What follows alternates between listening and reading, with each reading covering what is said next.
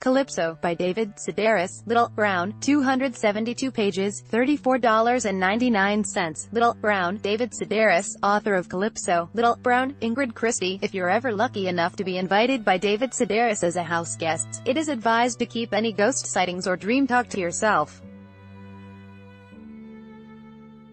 The beloved essayist makes it clear in his new book, Calypso, that if he hears any discussion of chain rattlers, he'll stick fingers in his ears. And whatever you do, avoid bringing up your jet lag. Sedaris's rigorous touring schedule means much of his life is spent negotiating time zones, but he doesn't acknowledge jet lag or give it any credit. Unless perhaps you've traveled from down under, but even then, a mention is likely to be met with expletives. It's like 3 weeks ago last Thursday in Australia, and you get a headache doing the math, but you learn to keep it to yourself, he says on the phone from a brief stop in Ottawa. When Sedaris and his longtime partner, Hugh Hamrick, entertain at their primary residence, the 16th-century storybook Swan Cottage in West Sussex, England, there are dozens of nearby castles and antique shops to keep guests amused. But when it comes to their new US beach house in Emerald Isle, NC, it's every person for themselves. Article continued below. Their home is called C-section, marked by a sign that Hamrick painted. The couple recently purchased an adjacent property to ensure no one could build a McMansion, or what the locals call a sand castle. Sedaris was terrified that new owners would install a pool and he'd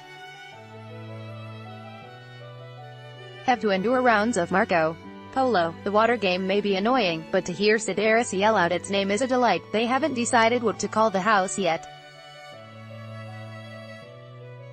It's a debate between Kangar Shores or the Amniotic Shack, which pairs nicely with the gynecological-themed C-section, says Sedaris, chuckling at his own pun.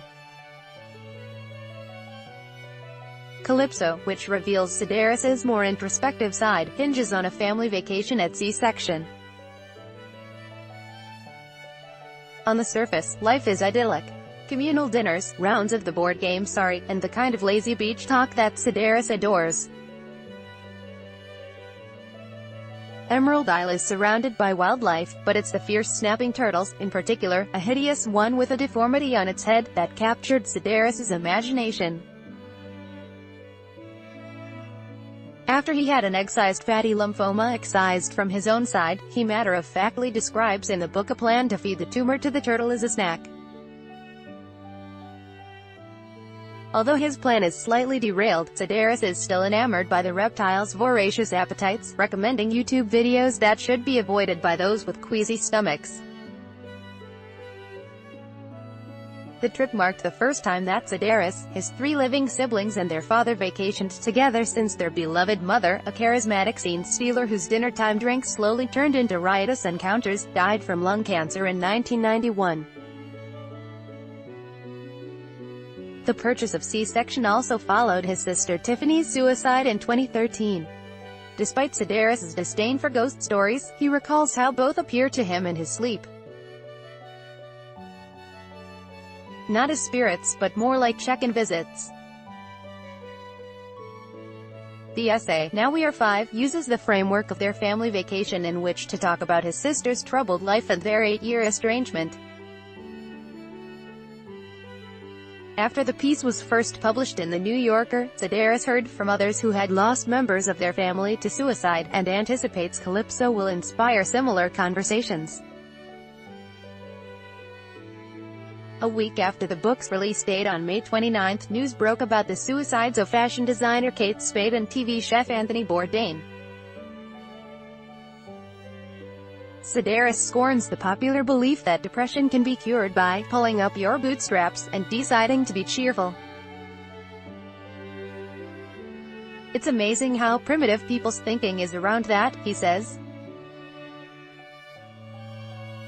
People have said to me, maybe if you have talked to Tiffany she wouldn't have done this, or, maybe if you had bought her a house she wouldn't have done this, that wouldn't have changed a thing. If someone is mentally ill, and they're not going to take their medication, there's nothing you can say or do to change anything. I don't have any guilt. I have sorrow, although Calypso is marketed as Sedaris at his darkest, and a sense of loss lingers over his dry humor. He doesn't write for therapy. But at 61, it's clear his aging body and the mortality of his loved ones occupies more mind space. Even in conversation, references to his advancing years pop up frequently. I've reached the age now that everyone calls me Sir, Sedaris laments. It's not because they respect me, it's because I must look old. Aging be damned, Sedaris has no plans to slow down. After this book tour ends, the family will reunite in August at C-section, where he looks forward to taking Hamrick's brother's grandkids down to water to meet his old friends, the snapping turtles. Sue Carter is the editor of Quill and Choir.